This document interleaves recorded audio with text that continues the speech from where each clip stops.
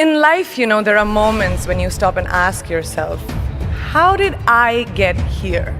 Like, why am I standing here? Well, this is definitely one of those moments for me. And I find myself going back to the beginning, back to my roots. I was born to incredible parents, amazing parents who served as doctors in the Indian Army. I was the firstborn, and as far back as I can remember, I made my parents very proud and happy 99% of the time. Okay, slight exaggerations of personal achievements are allowed from time to time, don't you think? My brother was born a few years later, and even then, nothing changed for me. We were both given equal opportunities, and I want to emphasize this. I want to really emphasize this for you because I don't think a lot of people might understand that being equal might seem very normal. But where I come from, India, and a lot of developing countries around the world, more often than not, this is an exception. It's actually a privilege. My first experience of the glaring disparity between boys and girls came at a very, very young age. I grew up in a middle-class family with extremely philanthropic parents who constantly reminded me and my brother how lucky we were and how giving back to those who were less fortunate was not a choice. It was a way of life. Simple. I was 7 or 8 years old when my parents started taking me on these visits in a traveling clinic to developing communities around and villages around the city that we lived in called Bareilly. We were packed into this ambulance, and my parents would provide free medical care to people who couldn't afford it.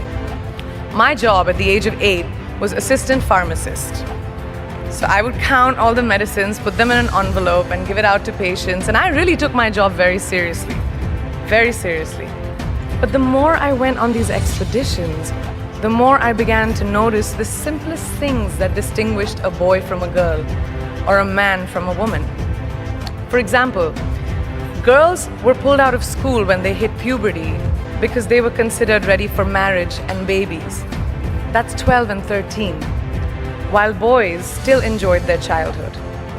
Or basic human rights such as healthcare were denied just because they were women. Let's call this whole experience trigger number 1 for me. Fast forward a few years and many, many triggers in between. Like a producer-director, for example, early on in my career, I must have been about 18 or 19, telling me that if I didn't agree to the ridiculous terms or painfully low salary in his movie, that he would just replace me. Because girls are replaceable in the entertainment business. That was a memorable one.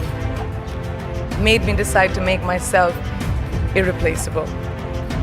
But I think what really moved the needle for me and ultimately led me to create the Priyanka Chopra Foundation for Health and Education, and around the same time partner with UNICEF, was an encounter with my housekeeper's daughter.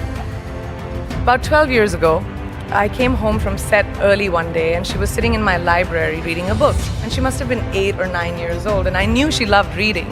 So I asked her, I was like, it's a weekday, why aren't you in school? And she said, oh, I don't go to school anymore. So I went and asked her mother, and I said, why isn't she in school? And her mom said that her family couldn't afford to send her and her brothers to school, so they chose the boys. The reason? She would eventually get married and it would be a waste of money. I was completely blown, and it shook me to my core.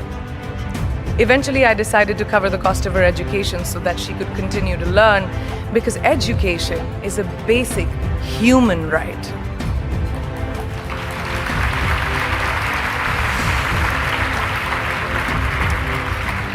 And a huge necessity, especially today.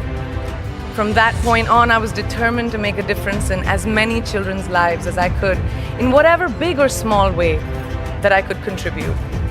There's a really, really beautiful quote that I read recently, and I think it's absolutely appropriate to explain what I'm trying to say today. The hand that rocks the cradle, the procreator, the mother of tomorrow, a woman shapes the destiny of civilization. Such is the tragic irony of fate that a beautiful creation such as a girl child is today one of the gravest concerns facing humanity. Girls have the power to change the world. It is a fact, and yet today, girls are more likely than boys never to set foot in a classroom, despite of all the efforts and progress made over the last 2 decades. I'm just going to give you a stat, more than 15 million girls of primary school age will never learn how to read or write, compared to 10 million boys. Primary school, it's the beginning of our future. Over the last 11 years, I have witnessed firsthand the incredible work that UNICEF does for children around the world, especially victims and survivors of child marriage, displacement, war, sexual violence. But there is still so much work to do. And for me, that is the fuel to my fire. The reason I'm so committed to this cause, and that is where my passion stems from, because I know that a girl's education not just empowers families, but communities and economies. A result of her education, we all do better. It's just as simple as that. As entertainers and influencers sitting in this room, I feel that it's our social responsibility to be a voice for the voiceless, which is why I applaud each and every woman in this room for being such a badass. For using your platform and your voice to contribute to change, and for ensuring that there is not even one lost generation as long as we are alive. I'd like to thank Variety and all of you for encouraging me and all of us in this room to keep going and fighting on. Thank you so much.